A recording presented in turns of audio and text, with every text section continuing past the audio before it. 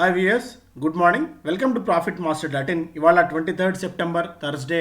International markets performance ఏ విధంగా ఉంది, మన మార్కెట్స్ని ఇంపాక్ట్ చూపించే అంశాలను చూద్దాం. ముందుగా ఏషియన్ మార్కెట్స్లో నికాయ్ కాస్త వీక్గా 0.7% దాకా నష్టాలతో ట్రేడ్ అవుతుంటే, అటు షాంఘై కాస్త పాజిటివ్గానే కనిపిస్తోంది. ఎస్పెషల్లీ మనకి హాంకాంగ్ మార్కెట్స్లో ఒక స్ట్రాంగ్ జంప్ చూసాం. ఆల్మోస్ట్ 2% దాకా మనకి హ్యాంగ్సింగ్ మార్కెట్స్లో కనిపించింది.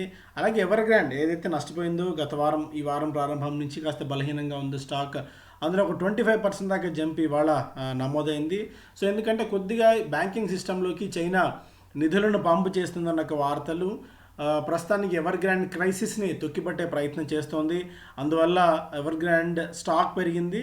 At the same time Hong Kong మార్కెట్స్లో కూడా కొద్దిగా మనం రికవరీ అయితే చూసాం.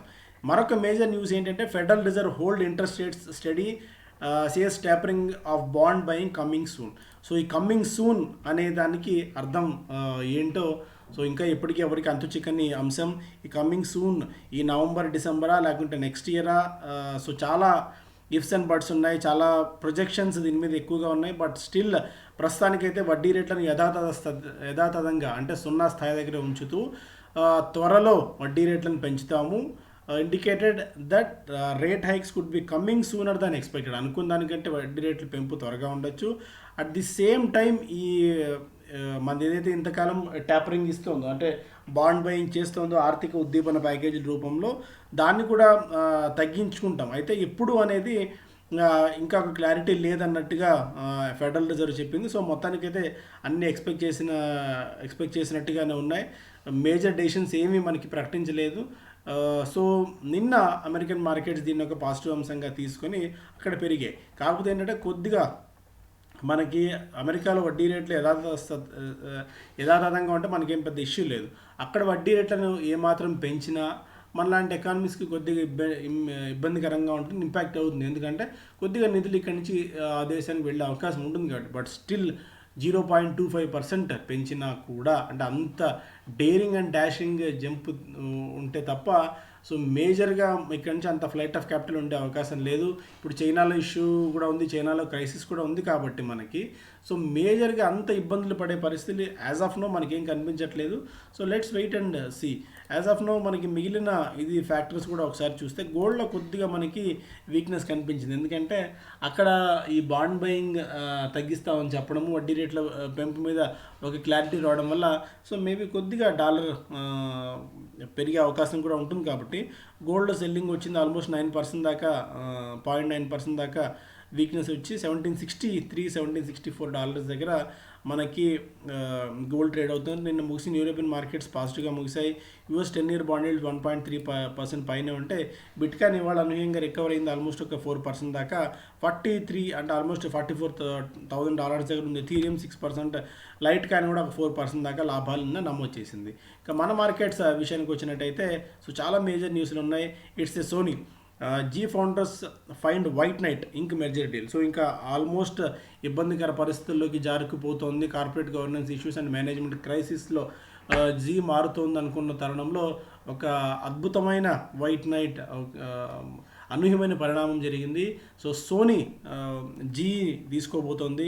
సో జీలో మెజారిటీ వాటా తీసుకోవడంతో పాటు సో ఇప్పుడున్న ఏదైతే ఇబ్బందులు పడుతుందో దాన్ని పూర్తిగా గట్టెక్కించేందుకు సిద్ధమైపోయింది company Zee entertainment, Sony Zee ఎంటర్టైన్మెంట్లో.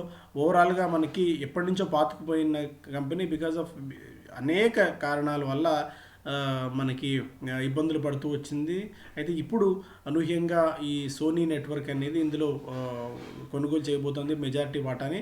But still ఇప్పటికి కూడా Zee shareholders will own the remaining 47.07%. Zee shareholders ఇందులో తమ వాటాను కొనసాగిస్తారు. ఈ నాన్ బైండింగ్ అగ్రిమెంట్లో భాగంగా దాదాపు 11,615 కోట్ల రూపాయలని ఇన్ఫ్యూజ్ చేయబోతోంది సోనీ. 52.93 అంటే ఆల్మోస్ట్ 53% వాటా సోనీకి ఇక్కడి నుంచి ఉండబోతోంది. సో చాలా పటిష్టంగా ఇక్కడి నుంచి మారే అవకాశం ఉంది. అయితే ఒక్క ఇష్యూ ఏంటంటే గోయంకా ఇప్పుడున్న ఈ గోయంకా ఎండి అండ్ సీఈఓగానే మరో 5 ఏళ్ల పాటు కొనసాగబోతున్నారు. ఇప్పుడున్న ఇన్వెస్కో లాంటి వాళ్ళు దీన్ని తీవ్రంగా వ్యతిరేకించారు. అయితే మొత్తం ఎందుకంటే మెజారిటీ స్టేక్ సోనీ దగ్గర ఉంది కాబట్టి యాజమాన్య హక్కులు కానీ లేకుంటే బోర్డులో డెసిషన్ కానీ అంటే కంటెంట్ విషయంలో కానీ గోయంక పేరుకు ఉన్నా కూడా బట్ వెనక నుంచి చక్రం మొత్తం నడిపే సోనీ కాబట్టి అంత భయపడాల్సిన పని లేదన్నట్టు ఉంది. అండ్ ఇంకొక పాయింట్ ఏంటంటే Freshworks raises almost over $1.1 billion దాకా రైజ్ చేసింది యుఎస్ ఐపీఓ ద్వారా. సో చిన్న స్టార్టప్ కంపెనీ ఇన్ఫోసిస్ తర్వాత ఈ స్థాయిలో మంచి వాల్యుయేషన్ వచ్చి ప్రపంచవ్యాప్తంగా మరొక్కసారి అందరి ఆదరణను అందరి అభిమానాన్ని పొందిన company fresh works. So Zoho నుంచి ఆయన బయటకు వచ్చి ఒక కంపెనీ స్టార్ట్ చేసి మాతృభూమి గారు ఈ స్థాయిలో కంపెనీని బిల్డ్ చేశారు. So so first of all congratulate చేయాలి మాతృభూమి గారిని మనం.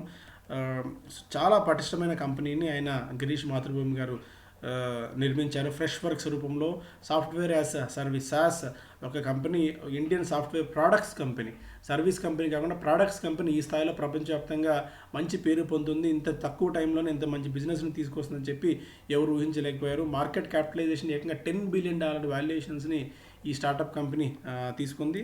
So congratulations sir. And Japan's Kubota corp may raise stake in escorts.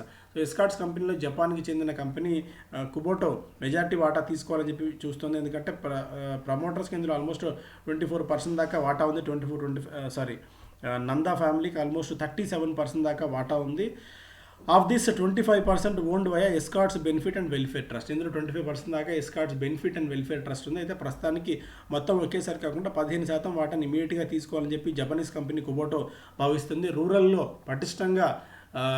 పటిష్టతను పెంచేందుకు గ్రామీణ భారతంలో ఈ బ్రాండ్ మరింతగా తీసుకెళ్లేందుకు కుబోటో ప్లాన్ చేస్తుంది Kubota. So to wait and see, clarity emerge కాబోతుంది. OYO hotels may file DRHP next week with $1 billion IPO. So $1 billion ఐపీఓకి సిద్ధమవుతోంది company. Next week DRHP file చేయబోతోంది. అండ్ ఇందులో కూడా ఇంట్రెస్టింగ్ ఏంటంటే చిన్న ఈక్విటీ చిన్నది ఉంది కాబట్టి కంపెనీ ఏం చేసిందంటే వాళ్ళకి ఒకసారి డేటా చూస్తే స్ప్లిట్ చేసింది 1:10. ₹10 ఉన్న ఫేస్ వాల్యూ షేర్ని ₹1 స్ప్లిట్ చేసింది. దానికి తోడు ఒక్కొక్కరికి దాదాపు 4,000 బోనస్ షేర్స్ని అలాట్ చేసింది కంపెనీ. 1:4,000 ఈక్విటీ, ఎందుకంటే ప్రిఫరెన్షియల్ షేర్స్ని అలాట్ చేసింది. ఈక్విటీ పెంచుకోవాలి కాబట్టి చిన్న ఈక్విటీ ఉన్న కంపెనీ.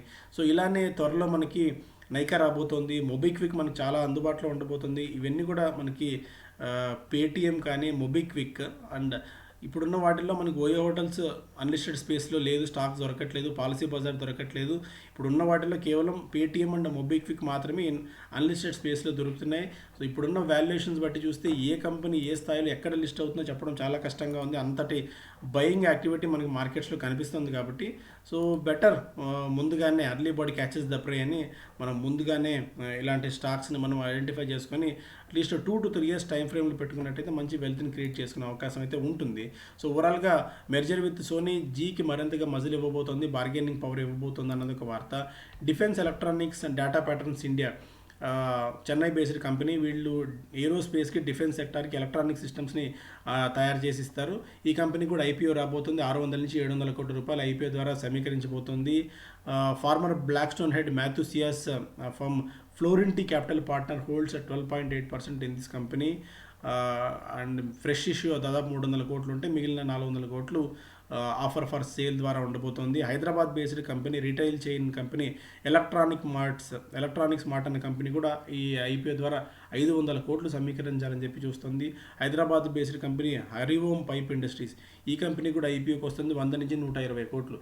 సో ఏ కంపెనీలు ఐపీఓలకు వస్తున్నాయి, ఎన్ని వేల కోట్లు, 100 కోట్లు ఐపీఓ ద్వారా సమీకరిస్తున్నాయో god knows that. Gains from PLI scheme should be durable and not one off. So మనకి దాస్ గారు చేసిన statement, want to be preferred investment destination Goyal. Single window స్కీమ్ని ప్రభుత్వం తీసుకొస్తుంది. మరింత ఎఫ్డిఏల్ని ఇండియాలో తీసుకొచ్చేందుకు అగ్రి స్పేస్లో, అలాగే హెల్త్, రైల్వేస్లో, ఎంఎస్ఎంఈ వాటిలో అన్నింటిలో కూడా. సో ప్రభుత్వం చాలా యాక్టివ్గా ఉంది. బ్యూరోక్రసీ వాటిని సాధ్యమంతకు తగ్గించి బెస్ట్ ఇన్వెస్ట్మెంట్ డెస్టినేషన్గా ఇండియాని మార్చేందుకు ఐడి 2,000 కోట్ల రూపాయల వాల్యుయేషన్తో 450 కోట్ల రూపాయలని ఫ్రెష్గా రైజ్ చేసింది. So now the valuation of ID, so idli dosa బ్యాటర్ని అమ్మే కంపెనీ, సో బ్రాండ్ అద్భుతంగా బిల్డ్ చేసి ఏకంగా 2,000 కోట్ల రూపాయల వాల్యుయేషన్ తీసుకుంది. అండ్ ఓకే, ఓయో హోటల్స్ మనం ఆల్రెడీ డిస్కస్ చేసాం, ఫ్రెష్ వర్క్స్ ఆల్రెడీ డిస్కస్ చేసాం మనం. బిజినెస్ స్టాండర్డ్ చూస్తేనేమో జీ ఎంటర్టైన్మెంట్ గురించి and Zee rub off effect మిగిలిన మీడియా స్టాక్స్ మీద ఉంది. సో జీ లర్న్ నిన్న మనం అనుకున్నాం యాక్చువల్గా కార్పొరేట్ గవర్నెన్స్ ఇష్యూలో మేబీ ఏజీఎంలో మిగిలిన కంపెనీస్ కూడా కొద్దిగా మిగిలిన షేర్ హోల్డర్స్ జీ మాదిరి వ్యతిరేకత వ్యక్తం చేస్తారు. సో మేబీ నెగిటివ్ అవుతుందేమో అని. బట్ జీ మీడియా కార్ప్ వాటిలో ఈ స్టాక్స్లో నిన్న కొద్దిగా బయింగ్ సపోర్ట్ అయితే కనిపించింది. ఇదే స్పేస్లో ఉన్న ఎన్డీటీవీ మనకి 1 డేలో నిన్న 10%, TV 18 6%, Balaji telefilms, bags, Hathway లాంటి స్టాక్స్ పెరిగాయి. But for the say media స్టాక్స్లో పెద్ద తక్కువ అంత గొప్ప ఎస్పెషల్లీ జనరల్ ఎంటర్టైన్మెంట్ ఛానల్స్ మినహా న్యూస్ బేస్డ్ ఛానల్స్లో వాటిల్లో కంటెంట్ పెద్దగా ఉండదు అండ్ వాటి ప్రాఫిటబిలిటీ కూడా బాగా తక్కువ. సో మీడియా స్పేస్ మీద అంత అద్భుతమైన ఓవర్వ్యూ అయితే లేదు. టైర్ స్టాక్స్ నిన్న బాగా పెరిగింది. బాలకృష్ణ లాంటి స్టాక్స్ రికార్డ్ హైక్ చేరుకుంది. ఎందుకంటే రబ్బర్ ఏదైతే రా మెటీరియల్ ఉందో అది కొద్దిగా తగ్గింది, 1 ఇయర్ లోలో ట్రేడ్ అవుతుంది.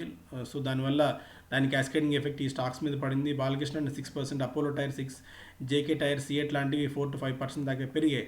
ఓవరాల్గా 1 మంత్లో 17% దాకా బాలకృష్ణ, అపోలో టైర్స్ 10% దాకా పెరిగితే సిఎట్ ఒక 6.5% దాకా పెరిగింది. మేబీ ఇక్కడ నుంచి కూడా ఈ స్టాక్స్లో కొద్దిగా బయింగ్ యాక్టివిటీ అయితే ఉండొచ్చు. అండ్ ఓవరాల్గా డిమాండ్ కూడా పెరుగుతుంది బయట ఆటో వాటి కాబట్టి ఈ స్టాక్స్కి ఇంపాక్ట్ అయితే ఉంది. పరాస్ డిఫెన్స్ నేను 41 రెట్లు ఓవర్ సబ్స్క్రైబ్ అయింది. ఇవాళ ఇష్యూ క్లోజ్ కాబోతుంది. And hope of re-rating may keep GL shareholders busy. Okay. And ఎలా రాకేష్ జున్వాలా గారు 58 కోట్లు, దాదాపు 60 కోట్లు విండ్ఫాల్ గెయిన్స్ కొన్ని రోజుల వ్యవధిలోనూ 60 కోట్ల రూపాయలు ఎలా సంపాదించారనేది ఇంట్రెస్టింగ్గా ఇక్కడ ఇచ్చారు. ఎందుకంటే ఆయన 50 లక్షల షేర్లు ఈ మధ్య కొనుగోలు చేశారు 220 రూపీస్కి, 110 కోట్ల డీల్ వాల్యూ. అలాగే bank of America securities Europe కూడా దాదాపు 50 కోట్ల రూపాయల లాభాలను కొద్ది రోజుల వ్యవధిలోనే తీసుకుంది. ఎందుకంటే నిన్న స్టాక్ ఒక 35% దాకా పెరగడం మంచి వాల్యుయేషన్ క్రియేట్ చేస్తుంది. Chip crisis grow as wait time stretches to record 21 weeks. So 21 వారాలకి స్ట్రెచ్ టైం పెరిగింది. మనకి ఓవరాల్గా చిప్ షార్టేజ్ అనేది ప్రపంచవ్యాప్తంగా చాలా ఇబ్బందికర పరిణామాలు తీసుకొస్తుంది. దీని మీద ఆధారపడిన ఆటో కంపెనీస్, మొబైల్ కంపెనీస్కి మేబీ మరికొద్దిగా ఇబ్బందులు ఉండొచ్చు. సో ఇది major news. Thank you so much. Have a great day.